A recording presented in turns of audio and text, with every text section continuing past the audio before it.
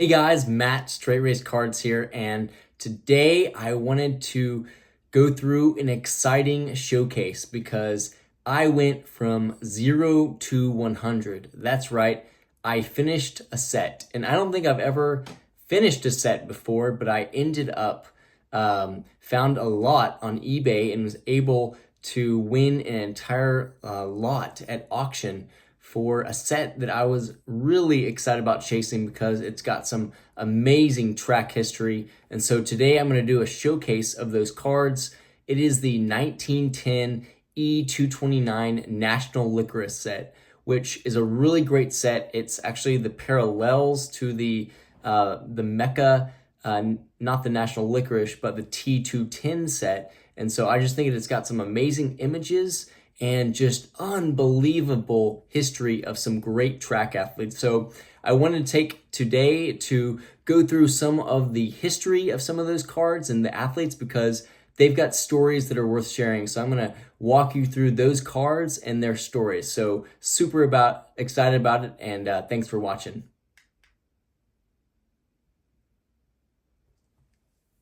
Okay, time to show off some cards. I am so excited to show you this 1910 E229 National Licorice set. So we can get these nice and there we go. Look at these. Wow. So this is Ralph Rose, and he was an Olympic champion in the shot put in 1904. So he wins the shot put in 1904, and then he was asked to be the 1908 flag bearer for the U.S. in the London Games. And instead of dipping the flag towards the Englishmen, he actually did not dip the flag towards them as a flag bearer and famously said, "This flag dips for no king," which caused some controversy. Crazy little story there. Great patriot, clearly, of Ralph Rose, an Olympic champion. Next, we have Joseph Ballard, and I just love this image of clearly a distance runner, so similar to my story. I don't know his running journey or much about him, but I do love that card. It's a great one. Next, we have Charles or Chaz Bacon, legendary Bacon card. And this card has so many amazing factoids about it. He's an Irishman, so there's a lot of Irishmen in this set. Most of these guys are all from New York, and he was a 400-meter Olympic champion in 1908. Look at these colors on this card. You can see he's actually, what's interesting, he's hurdling in grass. So yes, back in the day, they hurdled in grass, not on the track. And so it's a unique little, timepiece in history of hurdling in grass. Much harder. You can see his number actually falling out. So love that card. Another Olympic champion. All these guys were amazing athletes. Then you've got Harry Gissing. He is a 4x440 meter record holder on that world record team. Another Irishman, a part of the New York Athletic Club. And another thing that is cool about these Irishmen is my great-granddad actually immigrated from Ireland, from County Kerry to Ellis Island, New York in 1908. So part of me wonders is my great-grandpa connected with any of these guys when he came over? They would be, both in their 20s, Irishmen. I don't know. I've got to think there's some type of connection there. So it draws me even closer to the cards. Next, another immigrant from Ireland. So our families share the same story. Olympic gold medalist John Flanagan. Now, I think I shared you his story previously, but this guy was an amazing hammer thrower and ended up winning the gold medal in the hammer, and he set the world record at 41 years old. That's amazing. I mean, how many guys do you hear about at 41 that are setting records? Here's kind of what the backs look like. You can see the check. I love cards that have the checklist. You can see it's made in New York, so that connection to these New Yorkers, really cool.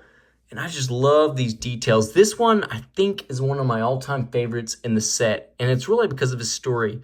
Forrest Smithson, you can see he was a 110 hurdle champion of the 1908 Olympics. And for some reason, they must have switched back to a track because you can see a track here.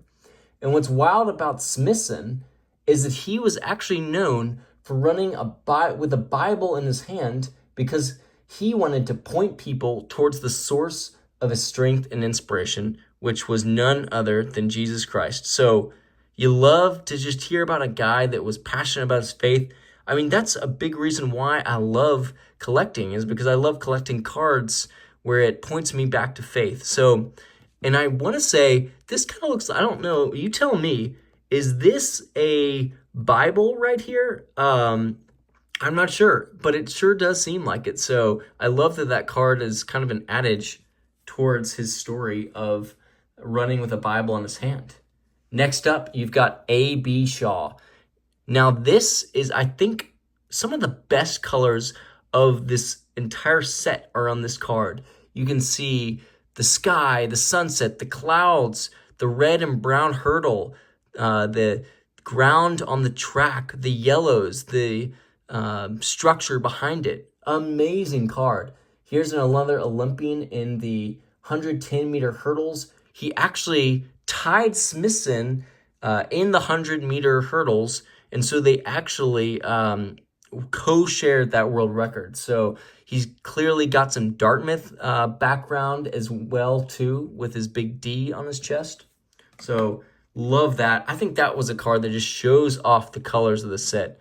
Fred Bellers, here's a great one. Here's an Olympian that was in the 5-mile competition. You can see it's more of a road and not the track. And I think this card just brings a lot of connection to my own story because I ran the 5-mile competition, the 8K, in college. In cross country, I think I ran 25:38, and in the Olympics, he ran 26:14. So pretty similar times 100 years before me, which is crazy. So, you know, Mr. Bellers, I've got you by a little bit, but, you know, you didn't have the technology I did. So kudos to Mr. Bellers. Okay, J.J. Eller. This guy just looks like someone you wouldn't want to run into in the alley because he looks buff.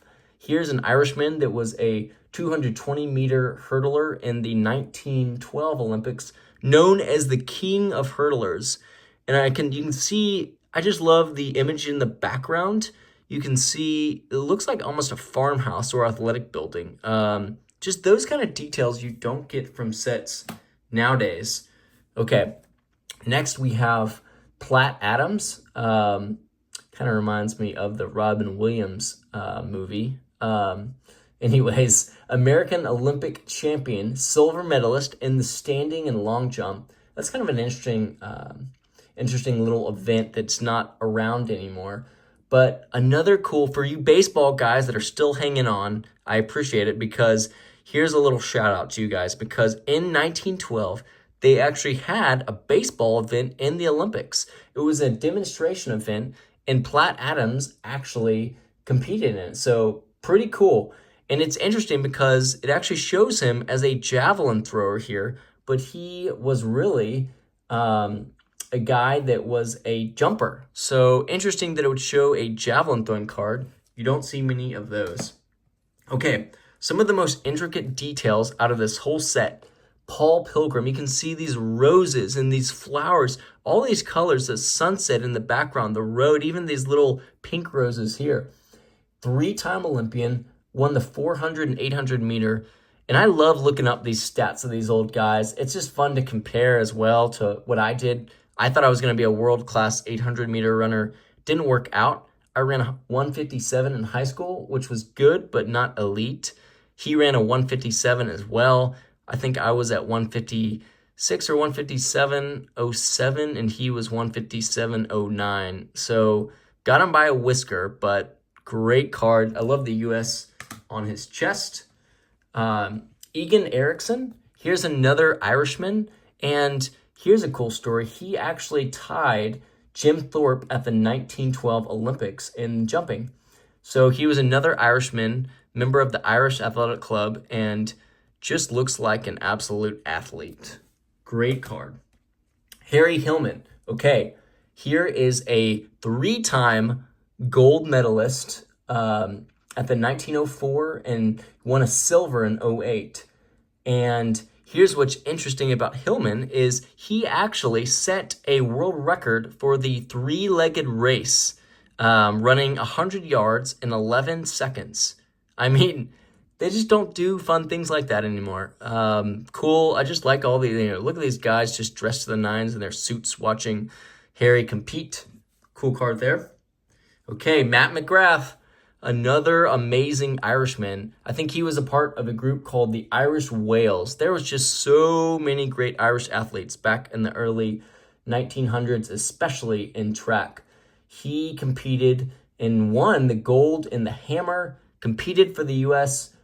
4 times, should have been a 5th time, but there's some discrepancies there between the team and him. He won, I believe, at age 47, a gold medal.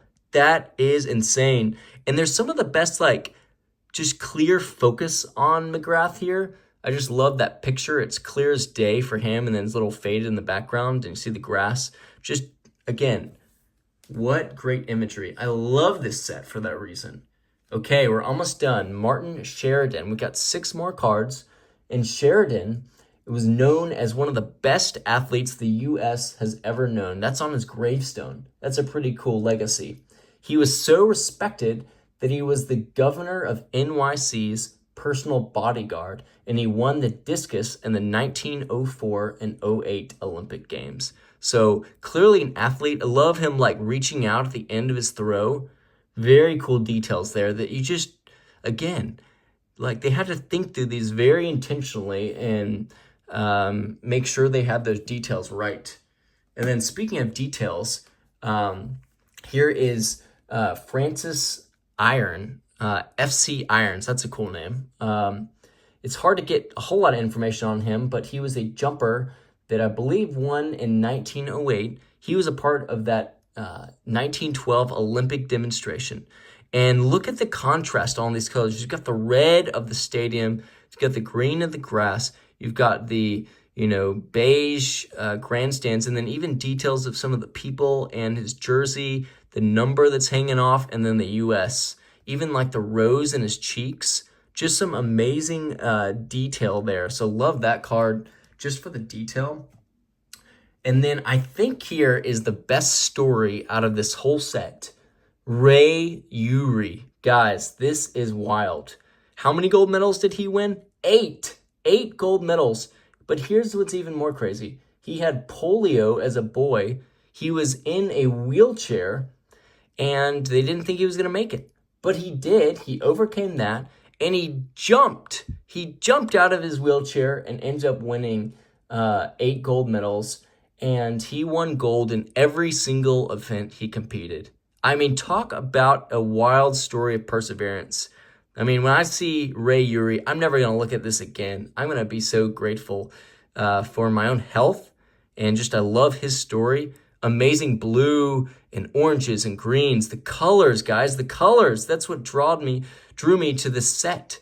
It's amazing. Love it. Okay. You can see how just excited I am to finish this set off because it's beautiful. Can't wait to get these in SGC holders. We'll do that hopefully at the next Dallas show. Here's Ed Cook. He was a Cornell guy who won the gold in the pole vault. I don't know what year it was, but great card. Love, again, so many great contrasts here. The blue, the reds.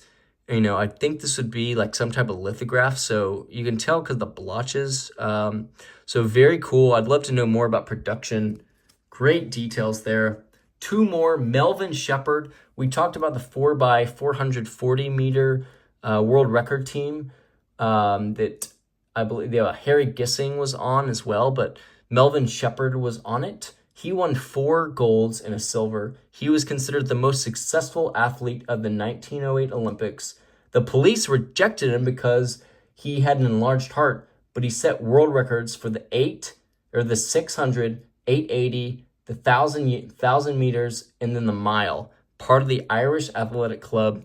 Super talented athlete. I mean, he just looks like a guy that was just an athlete. And that's what I love track and field is you get so many just super talented athletes.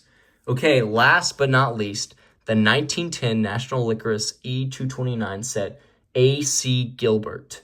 Um, Look at this, guys. He's leaping over the bar, considered the greatest all-around athlete in the Pacific Northwest, a pole vaulting, phenom at Pacific University, ends up transferring to Yale and transforms the pole vaulting world by inventing the bamboo pole. But after he invented the bamboo pole technique, the Olympics said, you know what, you've got to use the spiked pole that we already use. And he said, fine, I'll do it your way. And he ended up tying for the gold medal, I believe in 1908 in the vault. But here's what's also crazy about his story. Ends up becoming a magician and a toy maker and just has a heart for childhood and making toys to make kids happy. He was known in 1952 as the man that saved Christmas. What a great legacy. And speaking of legacy, I look at all these cards and I'm captivated by them. You see guys and their stories, men who are champions, but I hope that their story just continues on. I hope that we can look at a guy like Ray Urey or Melvin Shepard or Ed Cook, and we think about their stories because each person has a story that's worth sharing. And I hope you guys are reminded, especially with running, that we just continue to run this straight race. I am so grateful for you guys. Thanks for watching and sticking along with me on this. Just some amazing stories, amazing set. Hope you enjoyed and keep running the straight race. Grateful for you guys.